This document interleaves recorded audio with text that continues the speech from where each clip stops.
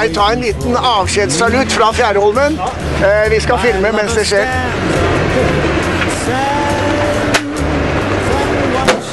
Hei! Da drar vi. Ser veldig trangt ut.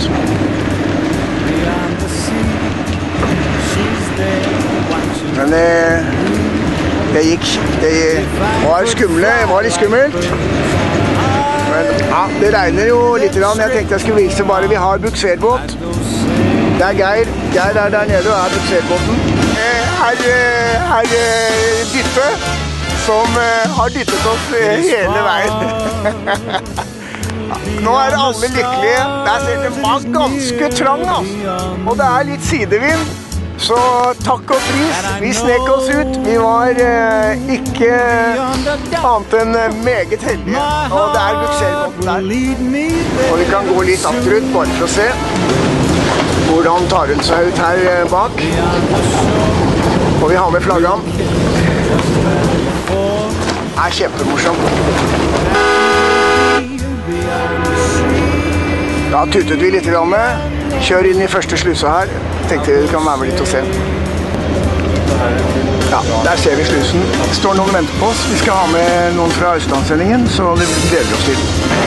Ja, det er lukket bort seg, første slusa. Og vi har flagget oppe. NRK er her. Hyggelig. Og vi skal da kjøre herfra og fylle vann i slusen, og så skal vi opp til Gjellebrygga og fylle diesel og de tingene som vi trenger der før vi kjører. Vi er på vei inn i Skottfoss sluse, og vi tenker på å bare filme litt. Det er kaptein Tor Rønningen som styrer båten, og vi går inn uten en skramme. Og der er Dag, han smiler også. Alle smiler.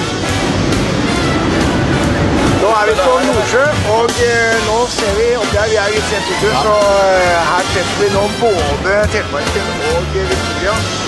Og de kommer der fremme. Vi skal tute litt når de kommer, og det er snakk om at Rødviken har tenkt å spille opp et smell. Ja, vi skal skjøpe masse.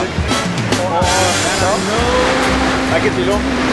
Vi skulle nesten ha stoppet, og så gitt en liten anvisning.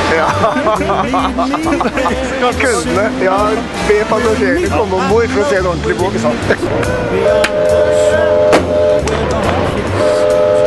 Ja, den tuter, men det er ikke noe tuter.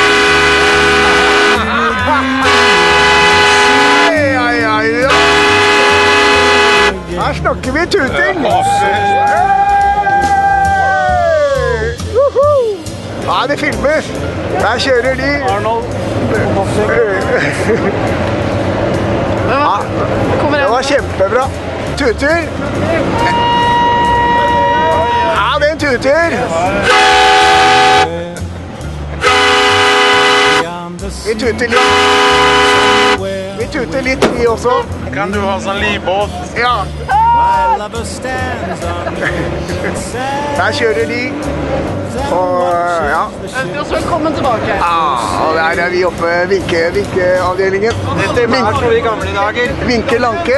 Hva sa du? I gamle dager. Ja, det er sånn. Fantastisk opplevelse. Ja, det er helt rørt. Nå kjører vi inn på Ulefoss. Og det er jo veldig spennende. Skal vi se hvem det er som styrer. Jo, det er kaptein Rønningen som er der oppe. Så da er vi sikre. Ingen skrammer. Ulefoss. Her er mulighet. Vi kan filme litt fra utsiden også. Så nå må du se. Her står vi. Og nå er i ferd med å gå oppover. Så vi får bare rusle litt oppover og se på den. Det ser veldig hyggelig ut. Snakker jo som en far til sin sønn, holdt jeg på å si. Her har virkelig... Vi har jobbet så mye med den at dette her er en høydare for undertegnet i hvert fall. Se her bakover.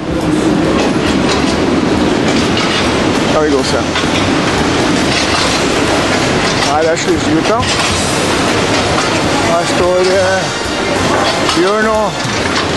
Hei, hei, hei, hei. Gratulerer. Ja, tusen takk. Jeg filmer litt inniblant, da. Gjør det. Må jo se den. Jeg har ikke fått sett den noen gang. Han er helt herlig. Ja, syns du det? Ja, han er det. Må ikke du fortelle for mye om Ja, fy søren. Ja, vi har jobbet. Det er nydelig. Nå gleder jeg meg med kanalen. Jeg gleder meg veldig. Filme. Et uttrykk som har blitt nytt i kanalen, det er at det er bare helt herlig. Man ligger på YouTube og kikker på Ja, du har det, ja. Man kikker hver dag, så De siste ukene har jeg ikke hatt tid. Jeg har filmet, men jeg har ikke vært hjemme, så jeg har ikke fått levert inn. Treer den siste. Ja, dessverre. Ja. Ja, så jeg har ikke vært hjemme siden tredje. Nei, Birger da. Hei, Birger! Så, ja. Nei, virkelig. Nei, vi er så lykkelige. Må bare filme litt grann her, da. Det siste slusekammer på Ulefoss.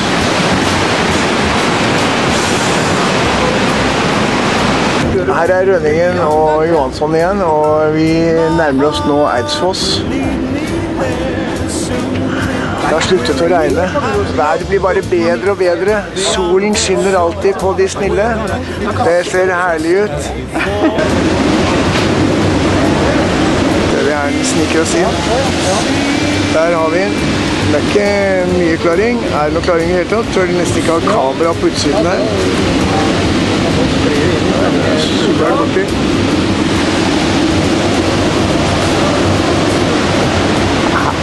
Jeg får litt riper da. Jeg måtte bare ta litt grann her, litt kveldsfilm. Det regner, men vi er nå kommet frem. Her står den. Det er nydelig, altså.